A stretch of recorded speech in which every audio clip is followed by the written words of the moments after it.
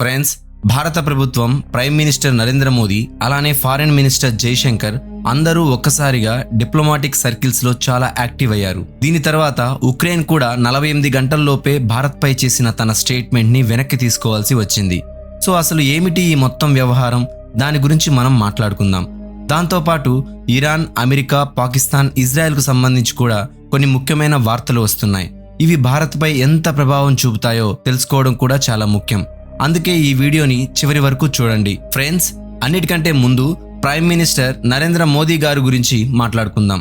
ఎందుకంటే పిఎం మోదీ గారు యూకే అంటే బ్రిటన్ కొత్త ప్రైమ్ మినిస్టర్ యాండీ బర్న్హామ్తో టెలిఫోన్ సంభాషణ జరిపినట్లు వార్తలు వస్తున్నాయి. బ్రిటన్ ప్రైమ్ మినిస్టర్ అయిన తర్వాత ఇద్దరు నేతలు ఫోన్ కాల్లో మాట్లాడడం ఇదే తొలిసారి. ఇరు దేశాల సంబంధాలను మరింత బలోపేతం చేసుకోవడానికి తమ కట్టుబాటును వ్యక్తం చేశారు. దీనితో పాటు భారత ఫారెన్ మినిస్టర్ జైశంకర్ గారు కూడా అబ్బాస్ అర్గజీతో టెలిఫోన్ సంభాషణ జరిపారు. ఇందులో జైశంకర్ గారు ఇరాన్ యొక్క ఫారెన్ మినిస్ట్రీకి ఓ విషయంలో స్ట్రాంగ్ గా వార్నింగ్ ఇచ్చారు.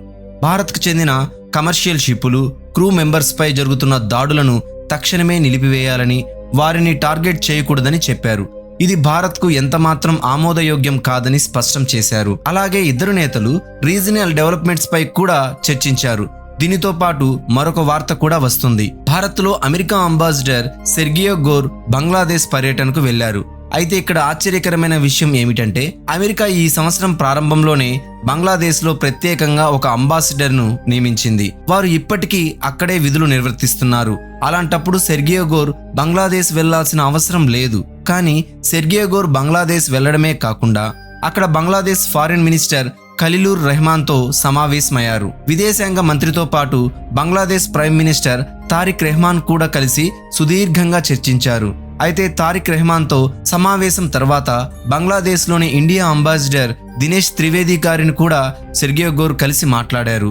సెర్గియో గోర్ వేరే దేశంలో పనిచేస్తున్న భారత అంబాసిడర్తో ఎందుకు సమావేశమయ్యారో తెలియదు, కానీ అమెరికా బంగ్లాదేశ్లో ఏదో పెద్ద ప్లాన్ చేస్తున్నట్లు అనిపిస్తుంది. ఎందుకంటే సెర్గియో గోర్ ఇండియా అంబాసిడర్తో మాట్లాడిన తర్వాత నేరుగా రోహింగ్యా శరణార్థుల క్యాంపుకు వెళ్లి రోహింగ్యాలను కలిశారు. అక్కడ వారి డిమాండ్లు ఏమిటని, వారు మళ్లీ మయన్మార్కు వెళ్లాలనుకుంటున్నారా, బంగ్లాదేశ్లోనే ఉండాలనుకుంటున్నారా, లేదా వేరే దేశానికి వెళ్లాలనుకుంటున్నారా అని అడిగి తెలుసుకున్నారు. అయితే రోహింగ్యాలు అంటే ఏమిటి అని అనుకుంటున్నారా? ఫ్రెండ్స్, రోహింగ్యాలు అంటే మయన్మార్ దేశంలోని రఖైన్ రాష్ట్రంలో నివసించే ఒక ముస్లిం జాతి సమూహం. పౌరసత్వ సమస్యలు, హింస, వివక్ష కారణంగా వీరిలో లక్షలాది మంది తమ దేశాన్ని విడిచి బంగ్లాదేశ్తో పాటు ఇతర దేశాల్లో శరణార్థులుగా జీవిస్తున్నారు. ఇక తరువాతి అప్డేట్ భారత్ ఉక్రెయిన్ల గురించి వస్తుంది.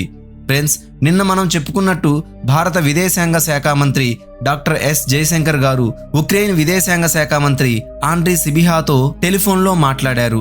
ఈ సంభాషణ జరిగిన తర్వాత ఆసక్తికరమైన పరిణామం చోటు చేసుకుంది. ఉక్రెయిన్ ప్రభుత్వం అలాగే భారత్లోని ఉక్రెయిన్ రాయబార కార్యాలయం విడుదల చేసిన ఒక అధికారిక స్టేట్మెంట్ను సుమారు 48 గంటల తర్వాత తమ వెబ్సైట్, సోషల్ మీడియా నుంచి తొలగించాయి. ఇందుకు సంబంధించిన పూర్తి ఆర్టికల్ స్క్రీన్ షాట్ మీ స్క్రీన్ పై కనిపిస్తుంది. ఫ్రెండ్స్, అసలు ఏం జరిగిందంటే 2 రోజుల క్రితం ఉక్రెయిన్ ఒక ప్రకటనను విడుదల చేసింది. అందులో తమ విదేశాంగ మంత్రి మాట్లాడాలని చేసిన అభ్యర్థనకు భారత ప్రభుత్వం వెంటనే స్పందించడం లేదని పేర్కొంది. అలాగే Black Sea, Strait of Hormuz ప్రాంతాలకు సంబంధించి భారత్ జారీ చేసిన ప్రయాణ సూచనలు కూడా ప్రస్తావించింది. రష్యా దాడుల కారణంగా భారతీయ పౌరులు ప్రమాదంలో ఉన్నారని, ముఖ్యంగా భారతీయ సిబ్బంది ఉన్న నౌకలకు ముప్పు ఏర్పడిందని తెలిపింది. అందువల్ల పోర్టులు, పౌర నౌకలపై దాడులు ఆపేలా రష్యాపై భారత్ ఒత్తిడి తీసుకురావాలని కోరింది. అంతేకాదు అదే ప్రకటనలో మరో ప్రశ్న కూడా అడిగింది. రష్యా దాడుల కారణంగా భారతీయ సిబ్బంది చిక్కుకుపోయిన ఘటనపై భారత్ మళ్లీ రష్యా రాయబారిని పిలిపించి వివరణ కోరుతుందా అని ఉక్రెయిన్ ప్రశ్నించింది. సో ఈ ప్రకటన ద్వారా ఉక్రెయిన్ భారత్పై దౌత్యపరమైన ఒత్తిడి తీసుకురావడానికి ప్రయత్నించినట్లు విశ్లేషకులు భావించారు. అయితే ఆ ప్రకటన వెలువడిన మరుసటి రోజే ఇరు దేశాల విదేశాంగ మంత్రుల మధ్య టెలిఫోన్ సంభాషణ జరిగింది. ఆ సంభాషణ తర్వాత ఉక్రెయిన్ తన అధికారిక స్టేట్మెంట్ ని వెనక్కి తీసుకొని ప్రభుత్వం మరియు భారత్లోని ఉక్రెయిన్ రాయబార కార్యాలయం వెబ్సైట్లు, సోషల్ మీడియా ఖాతాల నుంచి తొలగించింది. ఈ పరిణామం తర్వాత భారత్ తన అభ్యంతరాన్ని ఉక్రెయిన్కి తెలియజేసి ఉండవచ్చని కొందరు విశ్లేషకులు భావిస్తున్నారు. అయితే ఆ స్టేట్మెంట్ ఎందుకు తొలగించబడిందనే విషయంపై ఉక్రెయిన్ ప్రభుత్వం అధికారికంగా కారణం వెల్లడించలేదు. ఇక తర్వాతి అప్డేట్ ఏంటంటే భారత్ పాకిస్తాన్ మధ్య ఉన్న కర్తార్పూర్ కారిడార్ గురించి వస్తుంది. ఫ్రెండ్స్, గత సంవత్సరం జరిగిన పహల్గామ్ దాడి తర్వాత భారత్ ఆపరేషన్ సింధూర్ చేపట్టవలసి వచ్చింది. అందువల్ల ఆ సమయంలో మే 7వ తారీఖున కర్తార్పూర్ సాహిబ్ కారిడార్ను మూసివేశారు. అప్పటి నుంచి ఇప్పటి వరకు కర్తార్పూర్ కారిడార్ను తెరవలేదు. అంటే 1 సంవత్సరం 3 నెలల పాటు ఈ కారిడార్ అలానే మూసి ఉంది. దీనివల్ల సిక్కు భక్తులు కర్తార్పూర్ కారిడార్ ద్వారా పాకిస్తాన్లోని గురుద్వారా దర్బార్ సాహిబ్ను దర్శించుకోలేకపోతున్నారు. సో ఈ పరిస్థితుల్లో దేశంలోని అతిపెద్ద సిక్కు సంస్థ అయిన శిరోమణి గురుద్వారా ప్రబంధక్ కమిటీ ఒక తీర్మానం చేసి భారత ప్రభుత్వానికి ఒక లేఖ రాసింది. సిక్కు భక్తుల కోసం కర్తార్పూర్ కారిడార్ను మళ్లీ తెరవాలని, గురుద్వారా దర్బార్ సాహిబ్ దర్శనానికి అనుమతించాలని కోరింది. అకాలీదళ్ ఈ అంశాన్ని పార్లమెంట్లో కూడా లేవనెత్తింది. ఈ రోజు ప్రభుత్వం పార్లమెంట్లో దీనిపై సమాచారం ఇస్తూ పహల్గామ్ దాడి తర్వాత నెలకొన్న భద్రతా పరిస్థితుల కారణంగా సెక్యూరిటీ కారణాల వల్ల కర్తార్పూర్ కారిడార్ను మూసి ఉంచక తప్పడం లేదని తెలిపింది. అంతేకాదు కర్తార్పూర్ కారిడార్ను ఎప్పుడు తెరుస్తారని దానిపై భారత ప్రభుత్వం ఎటువంటి హామీ కూడా ఇవ్వలేదు.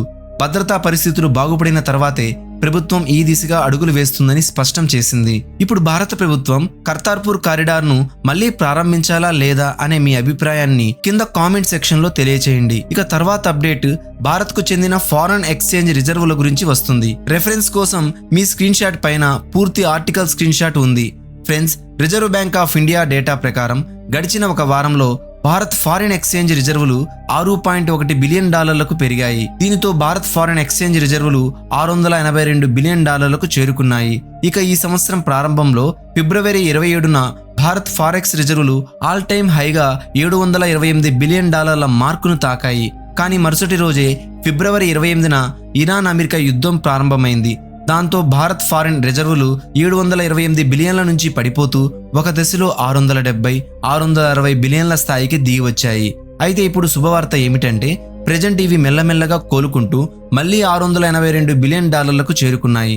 దీనితో పాటు ఇండియన్ రూపాయి విలువను చూస్తే ఈ వీడియో రికార్డ్ చేసే సమయానికి ఒక US$కు రూపాయి విలువ $95.39 ఉంది. సో తర్వాతి అప్డేట్ భారత్ పాకిస్తాన్ల గురించి వస్తుంది. ఫ్రెండ్స్, నేను మీకు ఇది వరకు చెప్పినట్లుగా ఆగస్టు 31 నుంచి సెప్టెంబర్ 1 వరకు కిర్గిజిస్తాన్లో SCO కూటమి సమావేశం జరగనుంది. దీనికోసం కిర్గిజిస్తాన్ SCO సభ్య దేశాలన్నిటికీ ఆహ్వానాలు పంపింది. గత సంవత్సరం ప్రైమ్ మినిస్టర్ మోదీ గారు SCO సమ్మిట్ కోసం చైనా వెళ్ళినట్టే ఈసారి కూడా SCO దేశాల ప్రెసిడెంట్లు, ప్రైమ్ మినిస్టర్లు కిర్గిజిస్తాన్లో సమావేశమవుతారు. అయితే SCO సమ్మిట్ను నిర్వహించిన తర్వాత వచ్చే ఏడాదికి SCO చైర్మన్షిప్ పాకిస్తాన్కు వెళ్తుంది. వచ్చే ఏడాది పాకిస్తాన్ SCO సమ్మిట్కు ఆతిథ్యం ఇస్తుంది. మంత్రుల నుంచి దేశాధినేతల వరకు అన్ని సమావేశాలకు పాకిస్తాన్ SCO సభ్యులను పిలిచినప్పుడు వారు హాజరు కావాల్సి ఉంటుంది. నేపథ్యంలో వచ్చే ఏడాది Indian prime minister Narendra Modi గారిని SCO సమ్మిట్ కోసం పాకిస్తాన్కు ఆహ్వానిస్తారా అని పాకిస్తాన్ ఫారిన్ మినిస్ట్రీ స్పోక్స్ పర్సన్ను ప్రశ్నించారు. దానికి సమాధానంగా తాము 2027వ సంవత్సరంలో SCO సమ్మిట్ ని హోస్ట్ చేస్తామని, పాకిస్తాన్ తరపున ప్రతి సభ్య దేశాన్ని ఆహ్వానిస్తామని, అందులో భారత్ పేరు కూడా ఉంటుందని ప్రెస్ కాన్ఫరెన్స్ లో ప్రకటించారు. ప్రోటోకాల్స్ ప్రకారం సభ్య దేశాల నాయకులకు, ప్రైమ్ మినిస్టర్లకు, ప్రెసిడెంట్లకు ఇన్విటేషన్ పంపుతామని, SCO ప్రోటోకాల్ కూడా అలాగే ఉంటుందని చెప్పారు. అంతేకాదు చైర్మన్ గా ఇది తమ బాధ్యత అని కూడా చెప్పారు. అన్ని ప్రోటోకాల్స్ ను పాటిస్తామని పాకిస్తాన్ తెలిపింది. అయితే ఈ స్టేట్మెంట్ ద్వారా పాకిస్తాన్ ఏం చెప్పాలనుకుంటుందో తెలియదు, కానీ ప్రైమ్ మినిస్టర్ మోదీ గారు మాత్రం పాకిస్తాన్ వెళ్లరని నేను భావిస్తున్నాను. పాకిస్తాన్ ఆహ్వానం మేరకు PM మోదీ SCO సమ్మిట్ కోసం పాకిస్తాన్ వెళ్తారని మీరు అనుకుంటున్నారా? అవునా కాదా? కామెంట్ సెక్షన్లో చెప్పండి. ఇక చివరి అప్డేట్ అయిన ఇజ్రాయెల్ మరియు ఇంటర్నేషనల్ క్రిమినల్ కోర్టు గురించి మాట్లాడుకుంటే ఫ్రెండ్స్, 2024వ సంవత్సరంలో international criminal court Israel prime minister Benjamin Netanyahu, మాజీ డిఫెన్స్ మినిస్టర్ యోవ్ గల్లాంట్లపై అరెస్ట్ వారెంట్ని జారీ చేసింది. గాజాలో వార్ క్రైమ్స్, మానవాళికి వ్యతిరేకంగా చేసిన నేరాల ఆరోపణలపై ఈ వారెంట్ ఇచ్చారు. అయినప్పటికీ ఇజ్రాయెల్ గాజాలో తన మిలిటరీ ఆపరేషన్ను కొనసాగించింది. ఇంకా ఆశ్చర్యకరమైన విషయం ఏమిటంటే ఈ రోజుకు కూడా గాజాను పూర్తిగా నేలమట్టం చేస్తూనే ఉంది. America, Israel, Bharat, China, Russia వంటి దేశాలు ఇంటర్నేషనల్ క్రిమినల్ కోర్టులో సభ్యులు కావు. కానీ బ్రిటన్, ఫ్రాన్స్, జర్మనీలతో సహా ప్రపంచంలోని 125 దేశాలు ఈ కోర్టులో సంతకం చేసిన సభ్య దేశాలుగా ఉన్నాయి. ఇందులో ఇజ్రాయెల్ మిత్ర దేశాలు, ఇజ్రాయెల్ ను గుర్తించే దేశాలు కూడా ఉన్నాయి. అయితే ఈ దేశాలన్నీ ఇంటర్నేషనల్ క్రిమినల్ కోర్టు నిర్ణయాలను పాటిస్తాయి. తమ దేశంలో అమలు చేస్తాయి. ఒకవేళ నెతన్యాహు ఈ దేశాల భూభాగంలోకి అడుగు పెడితే వారు నెతన్యాహును వెంటనే అరెస్ట్ చేసి ఐసీసీకి అప్పగించాల్సి ఉంటుంది. ప్రస్తుతం ఇజ్రాయెల్ ప్రైమ్ మినిస్టర్ ఐసీసీ సభ్యత్వం ఉన్న దేశాల్లో పర్యటించడం లేదు. కానీ మరొక విషయం ఏమిటంటే నెతన్యాహు విదేశీ పర్యటనలకు వెళ్ళినప్పుడు ఐసీసీ సభ్య దేశాల ఎయిర్ స్పేస్ ను కూడా నివారిస్తున్నారు. ఇటీవల బెంజమిన్ నెతన్యాహు అమెరికా పర్యటనకు వెళ్ళినప్పుడు కూడా ఆయన విమానం మార్గమధ్యంలోనే అనేక మలుపులు తిరుగుతూ ఐసీసీ సభ్యత్వం ఉన్న ప్రతి దేశపు ఎయిర్ స్పేస్ ను దాటుకుంటూ వెళ్ళింది. బెంజమిన్ నెతన్యాహు ఫాక్స్ న్యూస్ కు ఇంటర్వ్యూ ఇస్తున్న సమయంలో మీరు వేరే దేశాలకు వెళ్ళినప్పుడు ఐసీసీ వారెంట్ ను అమలు చేయడానికి వారు మిమ్మల్ని అరెస్ట్ చేసే లేదా కస్టడీలోకి తీసుకునే అవకాశం ఉందనే విషయాన్ని ఆలోచించారా అని అడిగారు. సో దానికి ఇజ్రాయెల్ ప్రైమ్ మినిస్టర్ నెతన్యాహు సమాధానమిస్తూ, నన్ను అరెస్ట్ చేయడానికి లేదా కస్టడీలో తీసుకోవడానికి ఏ దేశమైనా ప్రయత్నిస్తే దానికి తగిన రీతిలో స్పందించడానికి ఇజ్రాయెల్ సిద్ధంగా ఉందన్నారు. నేను దీని గురించి ఆలోచించాను. మా స్పెషల్ ఫోర్సెస్ ఎల్లప్పుడూ సిద్ధంగా ఉంటాయి. నేను కూడా ఆ స్పెషల్ ఫోర్సెస్ లో 5 సంవత్సరాలు సేవ చేశాను. విదేశాల్లో నన్ను అరెస్ట్ చేస్తే ఇజ్రాయెల్ స్పెషల్ ఫోర్సెస్ తిప్పికొట్టడానికి సిద్ధంగా ఉంటాయి అని నెతన్యాహు చెప్పారు. సో దీని గురించి మీ అభిప్రాయం ఏమిటో కామెంట్ చేయండి. అలాగే ఈ వీడియో మీకు నచ్చిందని ఆశిస్తున్నాను. సో ఇలాంటి మరిన్ని అప్డేట్స్ కోసం మా ఛానల్ని వెంటనే సబ్స్క్రైబ్ చేసుకోండి. మళ్ళీ మరొక మంచి వీడియోతో కలుద్దాం. అంతవరకు జై హింద్.